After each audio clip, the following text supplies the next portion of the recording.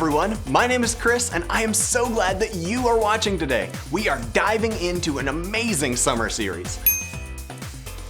Today we get to learn about science, so I thought we'd start off with an experiment. All science begins with a question. My question today is a huge one mankind has asked since the dawn of time. Will it explode?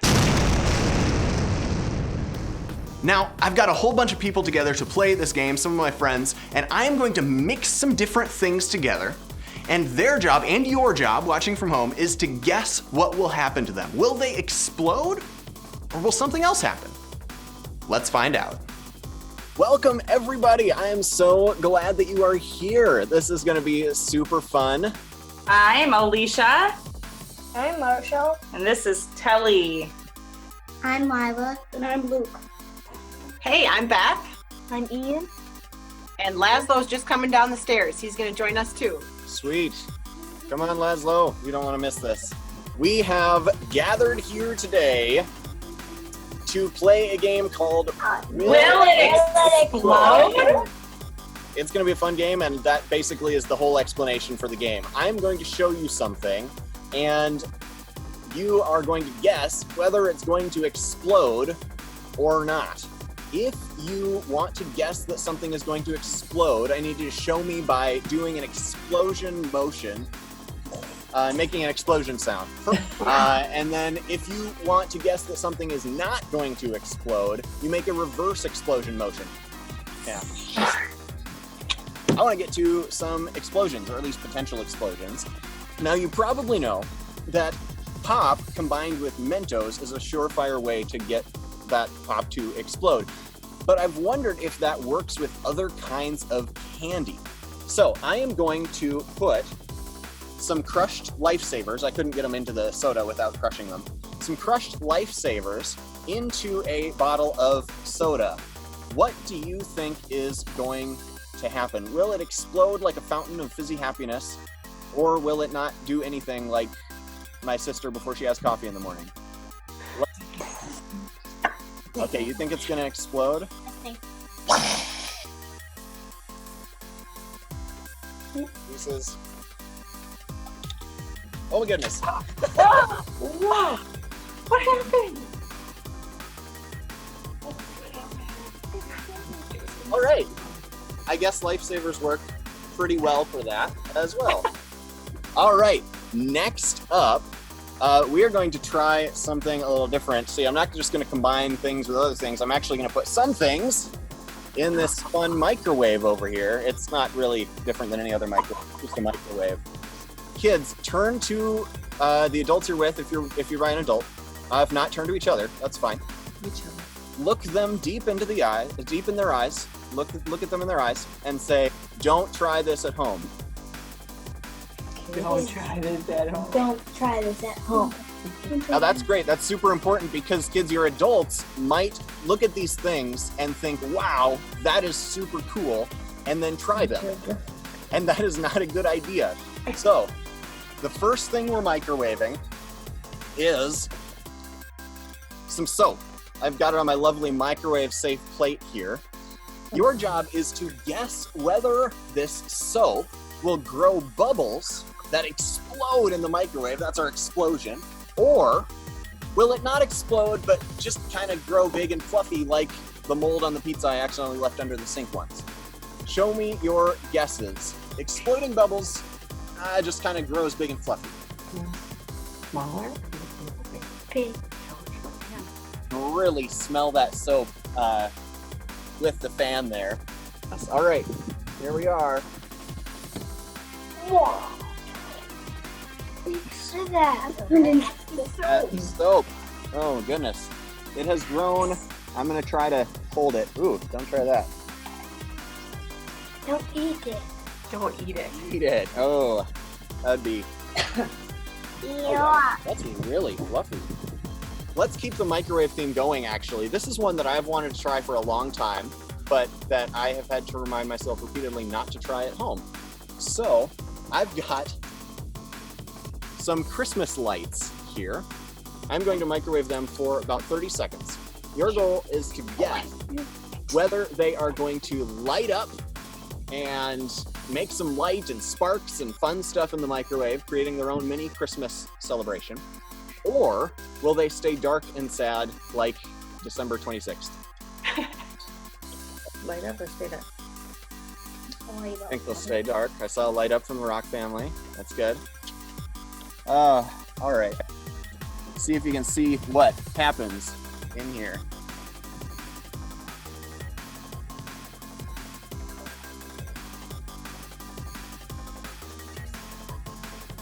You like that? Okay, I stopped it a little early because I can smell smoke. We are gonna, let's look and see what actually happened in here. I'm gonna, big reveal. Oh yeah, there's just a bunch of, ooh, that's a little smoky. There are just a bunch of blackened Christmas lights. Looks like there was a small fire that started in this one, actually. This one is a tricky one because I have left an egg in vinegar, an egg, like a regular old egg, and I've left it in vinegar, like white vinegar, all day today for like 10 hours. Do you think the egg broke and exploded into a cloud of egginess all over, or do you think the shell of the egg became just really soft and mushy and kind of it actually literally like dissolves? Exploded. All right, here it is. It's really hard to get out because it turned all soft, and it actually did crack just recently. I've been checking on it all day. It did crack, so we've got a bit that is like that. But if you leave an egg in vinegar, it will dissolve the egg, the shell, and you can see just the egg. It makes it like an egg bouncy ball kind of feeling. That one you can do at home. All right, now we've got one more possible explosion to look at. I don't know how to feel about this one. I think it's an especially bad idea. I've got a confetti party popper. Do you think it will explode and cause a tiny party in this microwave? Or will nothing really happen, like a surprise party that everyone forgot to show up to? Show me your guesses. I think it's explode. Yes! You think so? I know. You think I'm seeing a lot of explosions. I'm kind of hoping for an explosion. So you can see, I'm gonna leave the little cap open because I don't really know I don't know. Fun fact, I have not found a single video of anybody in the world doing this online, which I can say about very few things. So I genuinely have no clue what's gonna happen. Let's find out. Ready to go. It blew up Chris.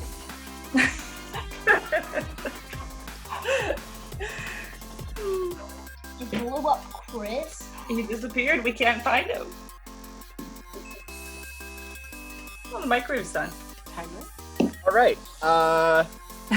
Well, we will look inside and find out. Hopefully it's cooled off a little. Genuinely nervous. Oh. Okay.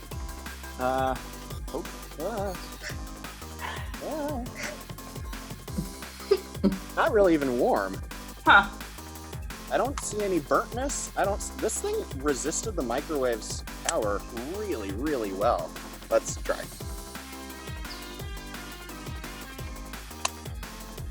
That did not work.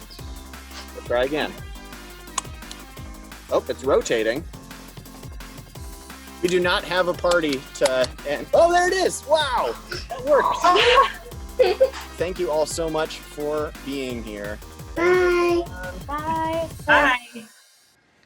It's amazing the different ways things react when they're heated up or mixed together. Next up, we've got a question of the day to answer. Let's take a look.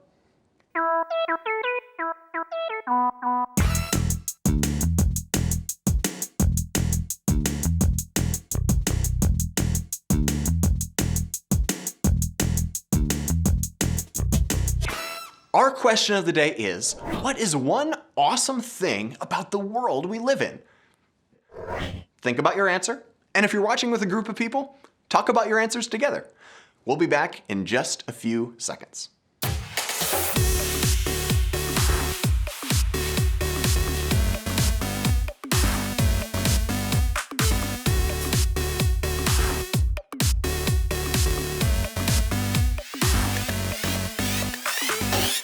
Got your answers?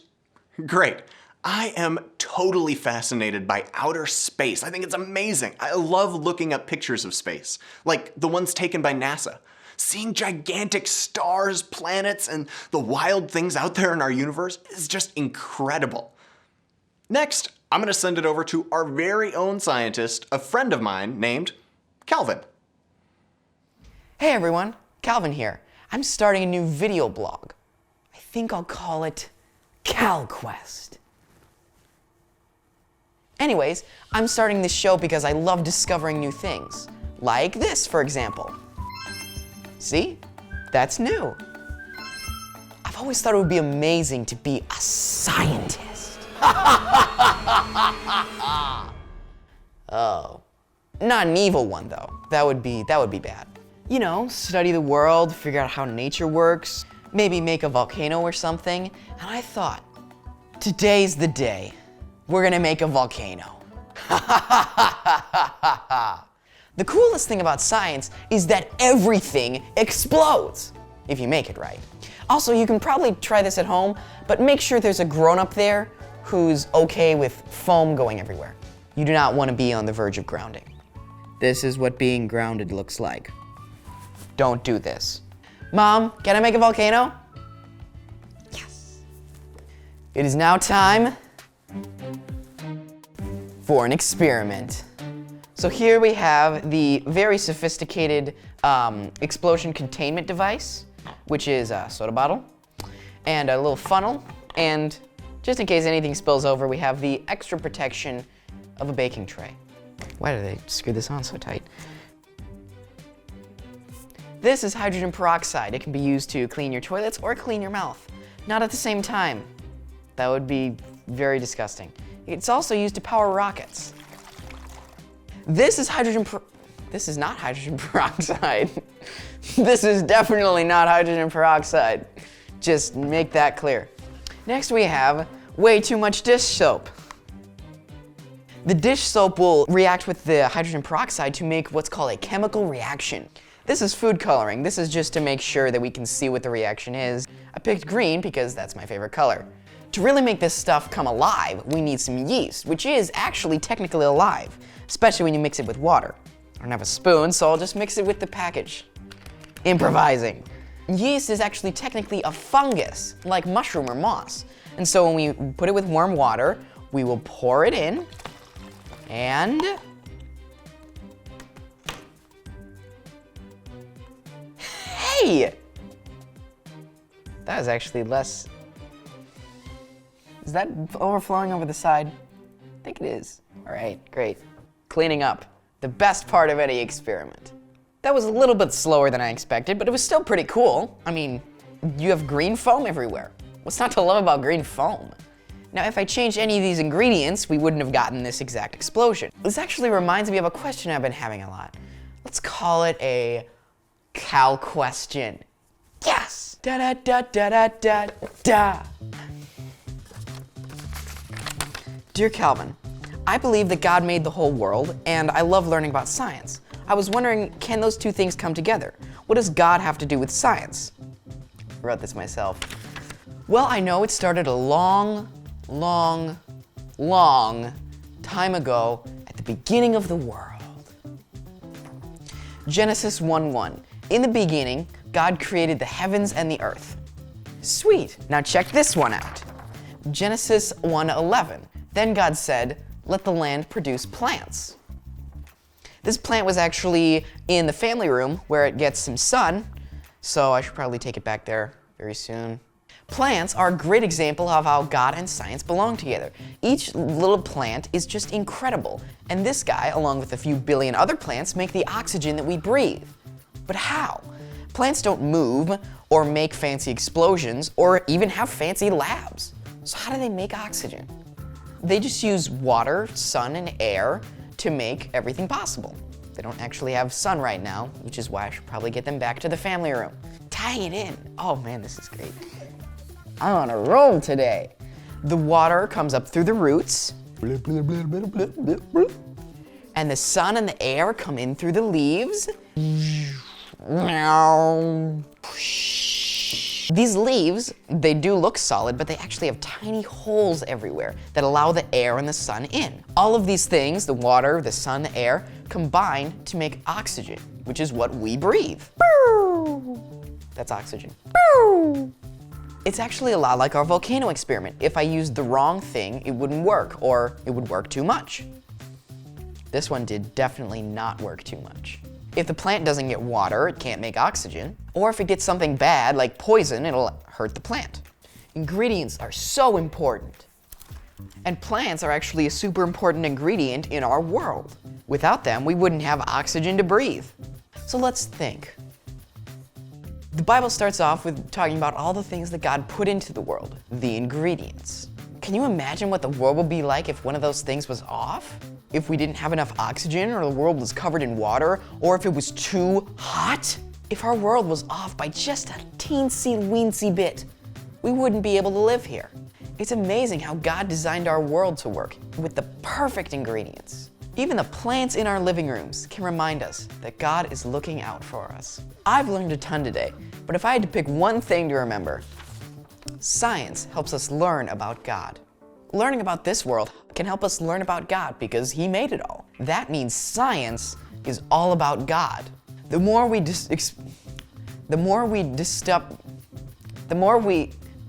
explore, discover, and learn about this world, the more we can learn about the one who created it. That's all for this week. See you next time on CalQuest. I need to go wash my hands.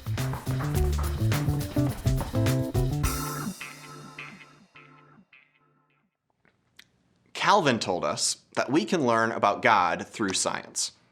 How does that really work, though? Well, science is all about asking questions about our world and looking for answers. So now, it's time to take a look at our world. Let's go explore.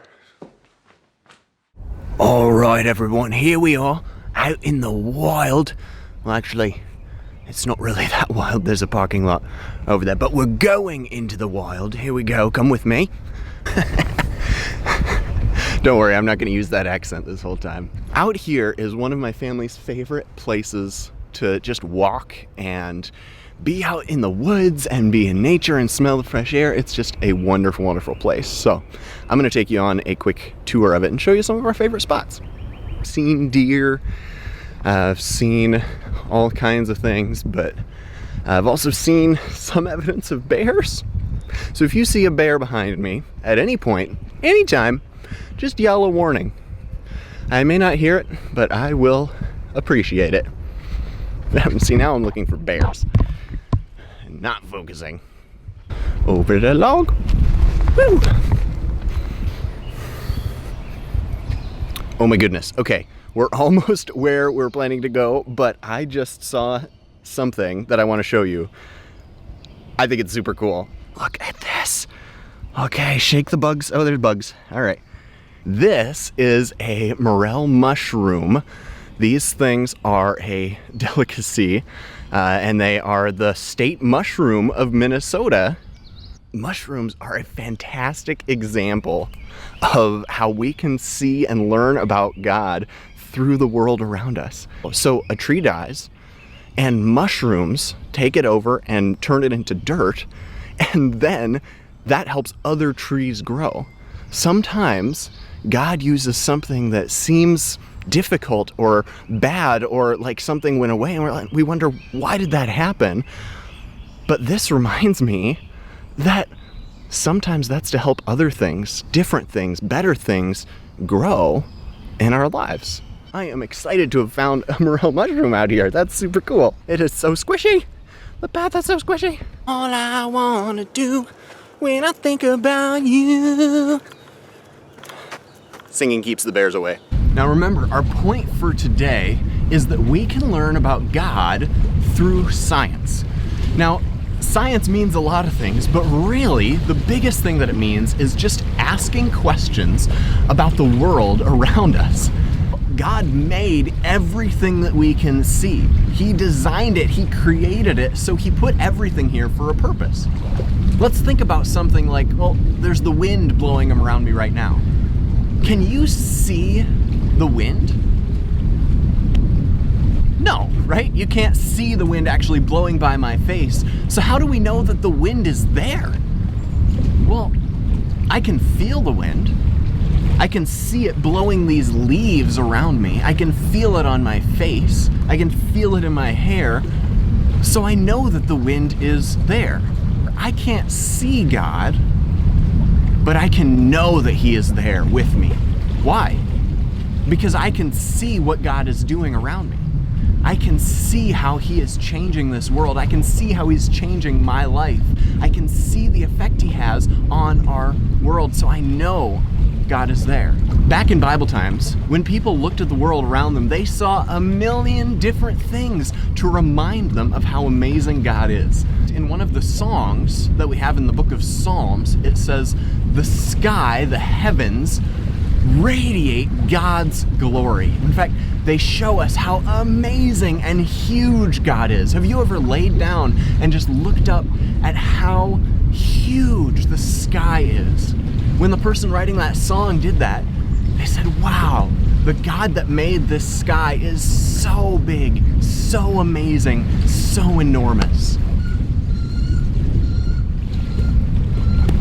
The birds actually remind me of a story that Jesus told. You see, Jesus would often look around at nature around Him and be like, hey, that reminds me of God. One day, He told people, hey, think about the birds. Do they worry about, oh man, am I gonna have food for tomorrow? Am I gonna have all the things that I need? No, they don't plant seeds. They don't worry about the next day or the next day or the day after that. He says they don't worry or plan ahead, and God provides everything that they need. And Jesus turned and He said, so do you think we have anything to worry about? He says, no, God will provide you with everything you need. This world around us can help us learn so much. It can help us remember things that we know about God and even see things and think, wow, I never thought about it that way before. That's amazing, the way that God made this world. So that's my challenge for you this week. Whether it's just sitting in your yard and thinking about how huge the sky is, how beautiful the clouds are, and wondering, wow, God, you made all of this. Or whether you actually get the chance to go to a park and walk through the woods, my challenge for you is to get outside and spend some time just thinking about God. We're gonna head back to the studio. Let's go. So, the big thing to remember today is we can learn about God through science. This world can show us so much about God because He made it. Let's finish up by talking to God together. God, thank you for every person watching this video. Thank you for designing this whole world and for designing us. Thank you for how much you care about us and love us. Help us to learn more about you every day. In your name, amen. All right, before you go, there are some awesome things to check out underneath this video. There are fun things for you to do, there are discussion questions for you to ask, and there is an activity under there as well. So make sure you check that out. And I will see you next time.